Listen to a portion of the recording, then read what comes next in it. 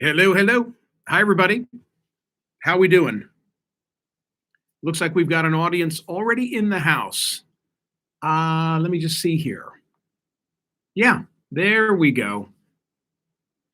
Hello, Pete Froelich, Alba Lanneman, Professor Dove from Korea. Nice to see you. Tom Rogers, Catherine Upton, Marie Blavel, Bob Starner. Bob says, like you, I was a little brother back in the Doylestown days. Have fun and catch fish. Yeah, I did a commentary yesterday at the outset of my SiriusXM program. I think I titled it A Word About Brothers. And it's funny, many of you think I was delivering another message. But if you missed it, or even if you're not a SiriusXM subscriber, perish that thought.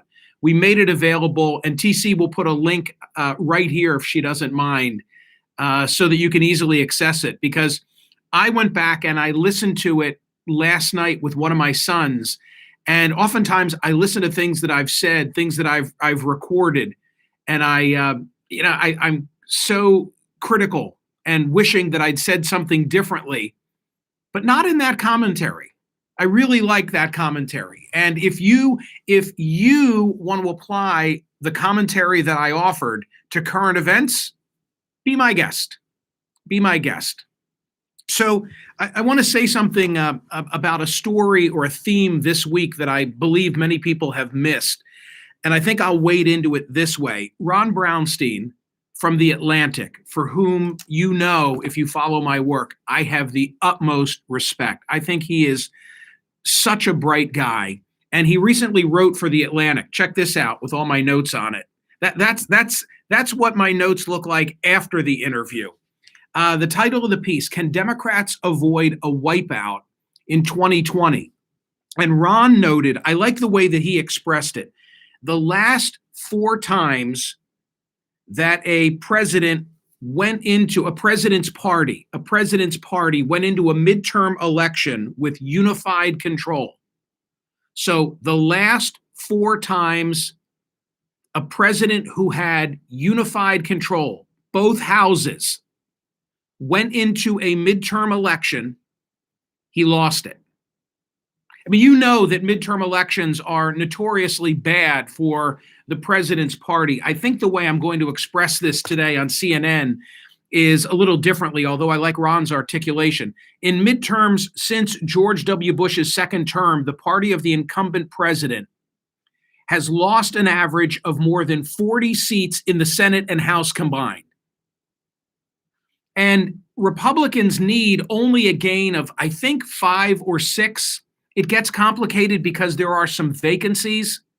How about this? Republicans don't need many in order to take control of the House and put Kevin McCarthy in Nancy Pelosi's chair. And similarly with the Senate deadlock, the Republicans in the Senate only need 1.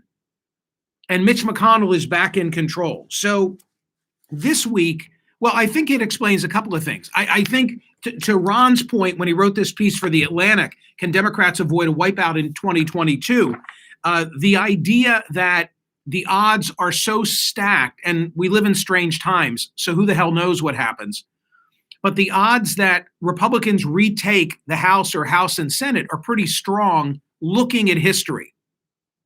And the conversation that I had with Ron was, does that explain why President Biden is the $6 trillion man? Because he knows he's got less than 2 years on the clock, so he may as well go big or go home. Because if he can't get things through the Congress now, he'll never get them through in his final 2 years of his first term, his first and perhaps only term. So I think the fact that Joe Biden is throwing such a long ball with $6 trillion worth of initiatives, and I'm obviously adding in all the pandemic related monies,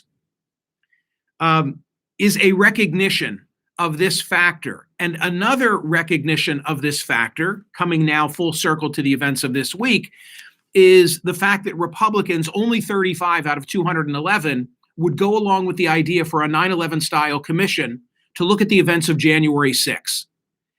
Both Kevin McCarthy and Mitch McConnell came out against it, notwithstanding the fact that in the aftermath of January 6th, both of them blamed Donald Trump.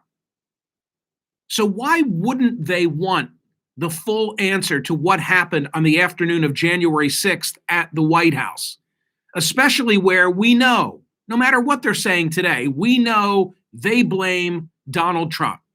You would think they would want a 9/11 style commission, both to ferret the truth and, frankly, to put an end to Trump's prospects in 2024. But that's not what they did. They came out against the idea. Why? For self-preservation and selfish reasons, I say. Because McCarthy wants to be Speaker of the House and McConnell wants to be the Senate Majority Leader. And they believe that if there's a 9/11 style commission and a report that comes out next year with a drip, drip, drip of information, it'll make Republicans look bad and will jeopardize that historical path that should enable them to retake the House and the Senate. You with me so far? So, okay, I don't know that I've offered you anything unique thus far in my analysis, but here it comes. While all the attention was on the 9/11 Commission, vis-a-vis what it could do for the midterms, there's a bigger story that didn't get the attention it deserves, which is that the Supreme Court has taken up two cases that will be decided in 2022 on the hot button issues, the top two hot button issues in the country. And those decisions will come out early in the midterm cycle and could definitely make an impact on the midterm elections and thereafter. I'm talking about abortion and guns. And the Supreme Court now, with a 6-3 conservative, progressive, or liberal divide, 3 justices having been put on the court by President Donald Trump, is now poised to weigh in on both Roe v. Wade and the Heller decision. So the court, they take off the summer. Frankly, they work like a school calendar minus. They take off the summer. There will be no arguments now on these things until the fall. They'll be argued in the fall, the abortion and gun cases, then decided next spring or early summer. Already the midterm elections will be in progress. And so the question, and I'm asking this as a survey question today at smerconish.com, who benefits? Who benefits? If the position, first of all, why would they take up those cases unless they wanted to say something about them? You can't imagine that they're going to strengthen abortion rights. You can't imagine that they're going to whittle down the Second Amendment, right? I mean, presumably there will be conservative decisions on abortion and guns. So who benefits in that scenario? Do Republicans benefit because the courts always seem to matter more to Republicans, at least at the time of a presidential election? And therefore, do Republicans get a big reminder, hey, this is why we need to be wielding power. This is why we need to win the White House in 2024. God bless Donald Trump. You gave us those 3 justices. Let's go win the House and the Senate in the meantime. Or being on the receiving end of rulings from the Supreme Court that don't go their way, do women and younger voters get angry? And now do they come out in the midterm elections in a way that they otherwise would not have? One more consideration. If there's a Roe decision and a Heller decision that is upsetting to progressives, does it cause the White House to now say, we are going to, I don't, the word pack, I get it. We're going to expand the Supreme Court of the United States. Remember that President Biden appointed a commission. They had their first meeting this week on the whole subject of the federal judiciary. But if these 2 cases go in a way that the White House doesn't like, does the president say, I'm a traditionalist, but screw it, we're going to expand the court? Because otherwise, this is going to go on for quite some time unless Justice Breyer retires. But, even then, what's it really going to give you? Conservatives are going to dominate the Supreme Court for the foreseeable future. So that's why I'm asking the survey question. Said more simply, while all the attention was on the 9/11 style commission for January 6th, hey, what could it mean for the midterms? That was the calculus that McConnell and McCarthy were going through. I'm telling you, there's a bigger issue, and it's a guaranteed intangible because the court has agreed to take these cases. One case pertains to Mississippi. Roe versus Wade says that once the fetus reaches a point of viability at 23 or 24 weeks, you can't have abortion. I'm giving you a gross simplification here. The Mississippi case would back that up to 15 weeks, so like 2 months sooner.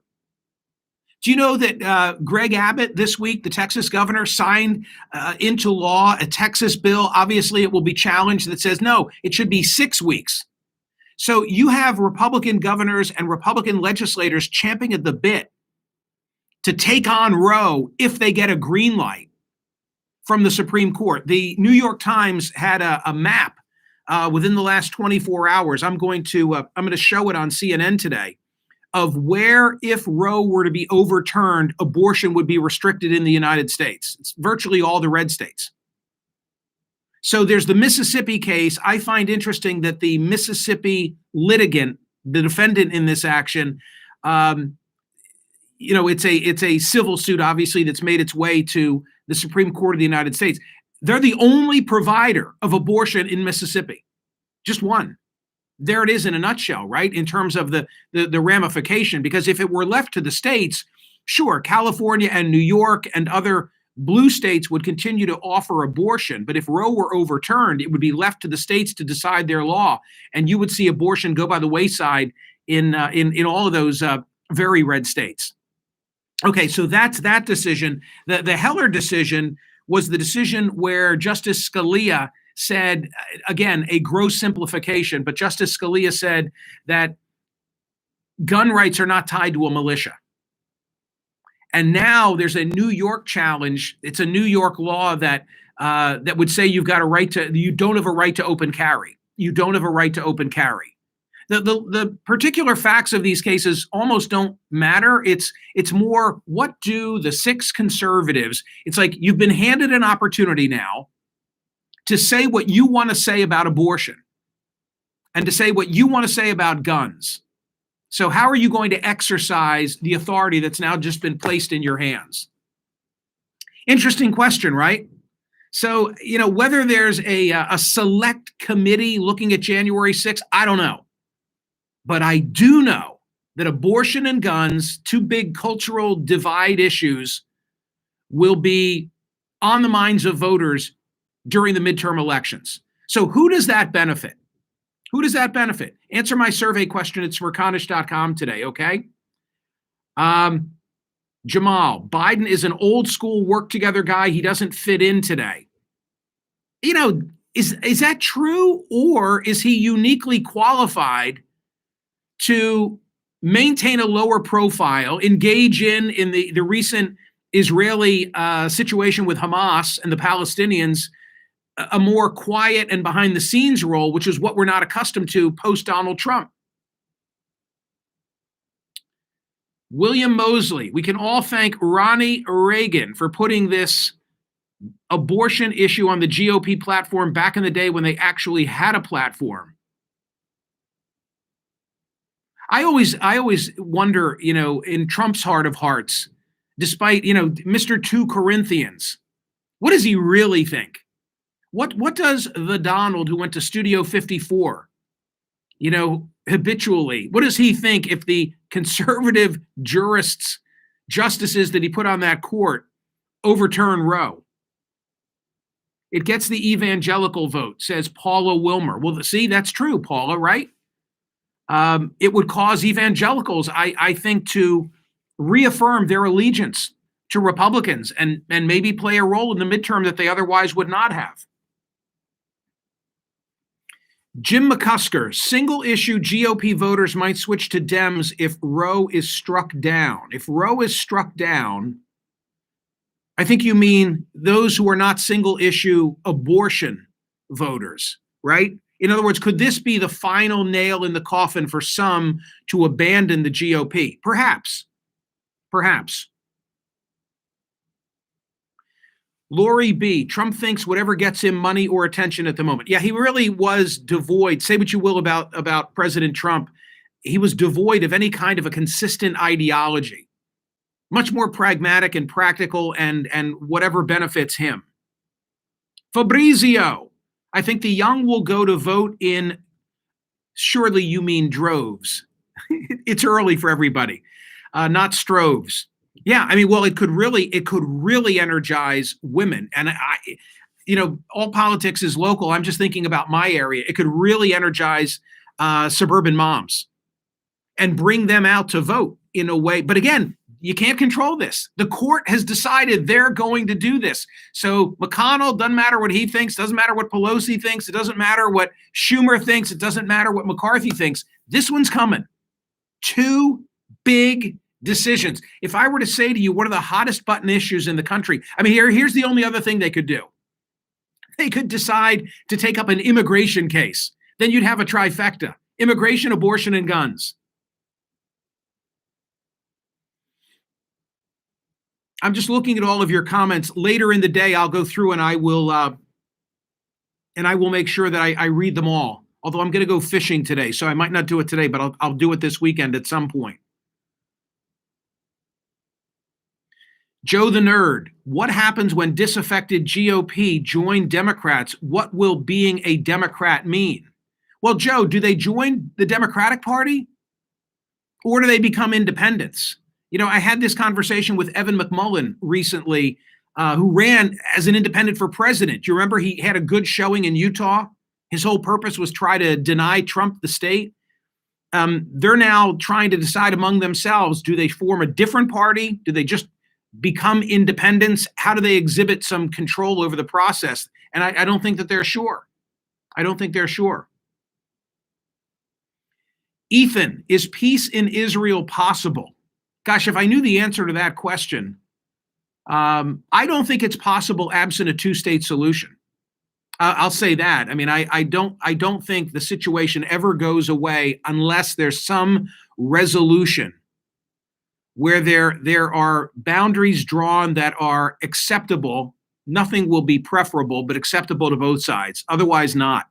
Otherwise, I feel like, okay, I don't know if you would call an 11-day war an intifada, but I think we're headed for a third intifada at some time soon. And I think that there's a generational divide among American Jews that is different regarding this conflict than it has been at any point in the past. I've really tried in my offerings at Swerconish.com and consequently the daily newsletter to present a balanced view of different perspectives in the last couple of days. And I thank those of you who have noted that I've provided disparate views.